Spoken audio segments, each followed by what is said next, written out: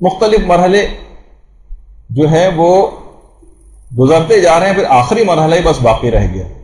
اب آ جائیے اپنے اس کفن بیگ کی طرف کہ جو کفن بیگ مدرسے نے تیار کیا، اس کے اندر ہر وہ چیز رکھی ہے کہ جس کی آخرت میں اور قبر میں ضرورت پیش آئے. ہر وہ چیز اس میں موجود ہے. اچھا، اس کے اندر سب سے پہلی جو چیز ہے وہ تو کفن،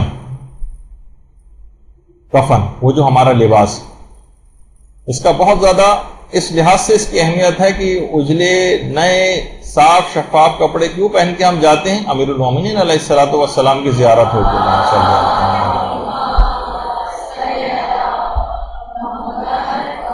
بہت سے مرحومین کی خوشگواریت اور وہ جو مشاہدہ کیے انہوں نے انوار معصومین، وہ ان کے چہرے پر آیا ہوتے.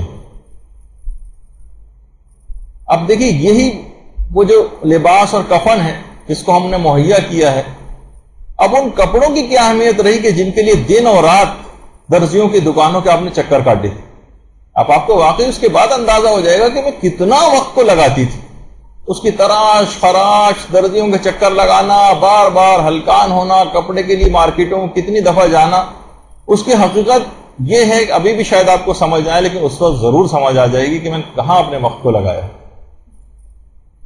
اور بہرحال جو کفن ہے اس کو روزانہ نکال کر دیکھنا یا گاہے بگاہے اس کو دیکھنا، یہ گھر میں اگر موجود ہو تو روایتوں میں یہ بات کہی جاتی ہے کہ اس کا شمار غافلین میں نہیں کیا جائے. اور جب بھی کوئی نگاہ کفن کے اوپر ڈالے گا، جب بھی نگاہ ڈالے گا، اس کے نامہ اعمال میں اجر و ثواب لکھا جائے.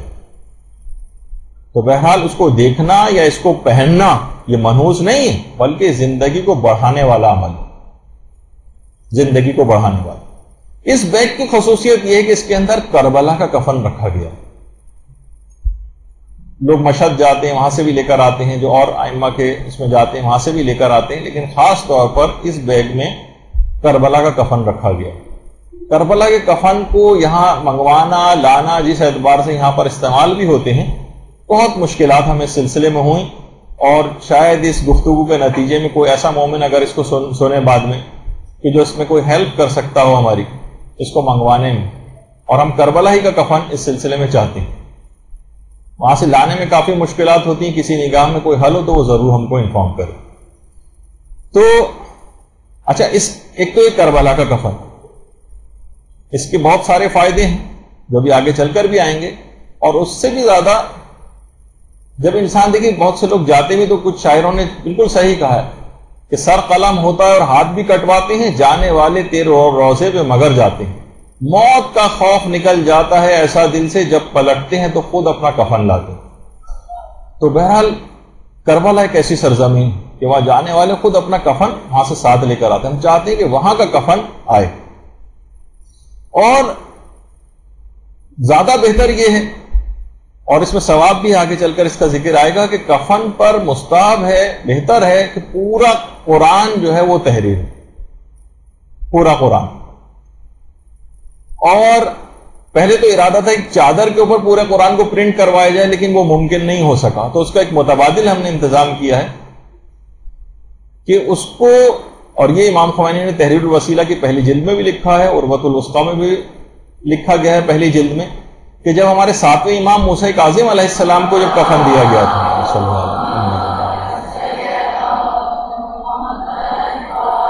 بے انتہا قیمتی تھا، کئی ہزار درہم کا امام نے خریدا تھا، اور اس پر پورا قرآن تحریر تھا. یہ اس وجہ سے کہ قرآن جب موجود ہوگا قبر کے اندر یا کفن کے اوپر، جس کا خاص طریقہ ہے کہ اس کو کس طرح سے رکھا جائے گا، تو پروردگار کی طرف سے یا بہرحال اس کے اعمال کی وجہ سے جو عذاب مردے تک آنا ہے، وہ اب جب قرآن کے اندر مردہ لپٹا ہوا تو عذاب کو کہیں سے رستہ نہیں مل سکے گا کہ اس تک پہنچ سکے. تو بہرحال یہ اہم بات اس سلسلے میں ہے کہ اس کے ساتھ قرآن کا انتظام کیا جائے. آیت اللہ شبیری زنجانی جو اگلے مراجع کی صف میں شامل ہیں اور العالم فالعالم کی رعایت کرتے ہوئے اکثر لوگ ان کی طرف رجوع بھی کرتے ہیں، ان کے جو اپنے والد تھے سید احمد زنجانی، اس بات کی اہمیت اتنی زیادہ ہے کہ انہوں نے خود آیت اللہ سید احمد زنجانی نے اپنے ہاتھ سے پورا قرآن اپنے کفن کے اوپر تحریر فرمایا اپنے ہاتھ سے. اور یہ تو خیر مراجع کی بات ہے، اور آج بھی کتنے ہیں مومنین ایسے ہیں اور مومنات ایسی ہیں.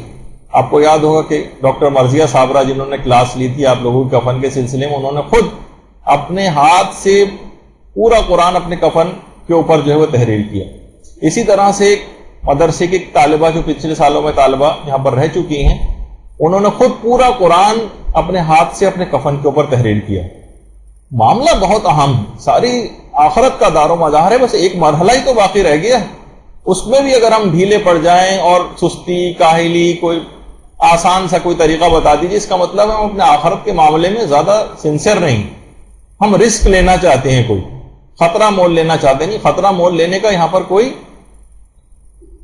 مسئلہ نہیں ہے کہ جس کے اندر یعنی انسان اتنا بڑا خطرہ مول لے. اور اسی طرح سے، اور اس میں کوئی ضروری نہیں بھی نہیں ہے، جو لوگ اکثر پوچھتے بھی کہ کیا اعراب وغیرہ لگانے ضروری نہیں، اس کی بھی ضرورت نہیں. پورا قرآن لکھا ہو بغیر اعراب کے. اور خود نجف کے تو طالب علم باقاعدہ اپنے گزر اوقات کے لیے کفنوں پر قرآن لکھتے بھی، اور وہاں سے بھی اگر کوئی چاہے کہ پورا قرآن خود نہیں لکھ سکتا ہے کوئی، تو وہاں سے نجف وغیرہ سے بھی منگوا سکتا ہے.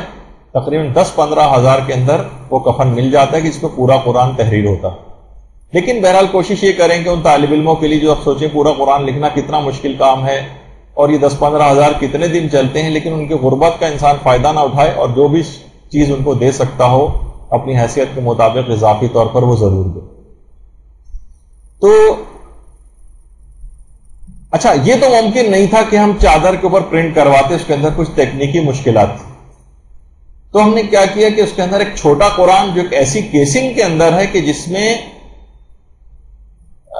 اس کے نجس ہونے کا یا کوئی اور آلودگی اس تک پہنچنے کا امکان نہیں، اس کے مکمل عزت اور احترام کو ملحوظ خاطر رکھتے ہوئے اس قرآن کو قبر میں ساتھ رکھنے کی تاکید آئی. اور باقاعدہ علماء سے سلسلے میں فتاوے وغیرہ بھی جو ہیں وہ علماء نے دی ہیں کہ کیا چیز جائز بھی ہے، یعنی کہ مثلا آیات قرآنیہ وغیرہ لکھنا کفن کے اوپر، یا مثلا آیات قرآن سے مراد قرآن لکھنا بھی اس کے اندر شامل ہو جائے گا. آغا سیستانی سے بھی پوچھا گیا شرح عروۃ الوثقی کی پہلی جلد میں، تو وہاں سے انہوں نے بہرحال یہی بات کہی کہ اس کو لکھا جا سکتا ہے، لیکن بہتر یہ ہے تاکہ کسی بھی نجاست وغیرہ سے آلودہ نہ ہو، اس کو کسی کپڑے وغیرہ کے اوپر لکھا جائے، اور اس کے بعد اس کو سر پر یا سینے کے اوپر رکھ دیا جائے، تہہ کر کے سر پر یا سینے پر. تو اس سے کوئی امکان اس بات کا نہیں ہوگا. تو ہم نے اس کا بھی پورا اہتمام کیا کہ ایسی کیسنگ ہو، اس کی کور ایسا ہو کہ جس سے وہ آلودگی کے اندر میں اس کے کوئی امکان نہ ہو کہ اس کی کوئی نجاست اس تک پہنچے گی. مکمل اس کی عزت و احترام کو ملحوظ خاطر رکھتے ہوئے قرآن کی عظمت کو وہ اس طرح سے ساتھ رکھا جائے گا. اور اس میں ایک بات اور بھی یاد رہے کہ اکثر لوگ کفن لیتے ہیں، تو یہ اس موقع پہ یہ بات بھی مسئلہ بتا دیا جائے، آغا خوئی کا بھی ہے اور دیگر مراجع کا بھی آگے چل کر آئے گا، کہ 1 سال سے زیادہ اگر آپ کے کفن کو ہو گیا ہے تو اس کا خمس نکالنا ضروری ہو جاتا ہے. یہی آغا خوئی کا بھی مسئلہ ہے. یہی آغا سیستانی سے بھی پوچھا گیا، وہاں سے بھی یہی جواب آیا کہ جی ہاں، اس کا خمس نکالا جائے گا موجودہ قیمت کے اعتبار سے، جو اس کی قیمت فعلیہ ہے اس کے مطابق اس کا خمس نکالا جائے گا. اور یہی مسئلہ رہبر معظم آیت اللہ علی خامنئی کا بھی ہے، وہاں سے ان کا بھی یہی جواب آیا کہ اگر وہ خمس نکلے ہوئے مال سے خریدا گیا تھا تب تو خمس نہیں دینا ہے، لیکن اگر خمس نکلے ہوئے مال کے علاوہ کوئی اور مال تھا اس کے پاس، اس سے خریدا گیا ہے، تو پھر اس کا خمس دینا پڑے گا. تو یہ دماغ میں رہے کہ ایسا نہ ہو کہ حق امام، حق زہرا اور حق سعادت گردن پہ لے کے وہی والا کفن پہن کر چلے جائیں اور اس سلسلے میں کوئی نظر اندازی اور صحو و غفلت سے وہ کام وہ نہ لیا جائے.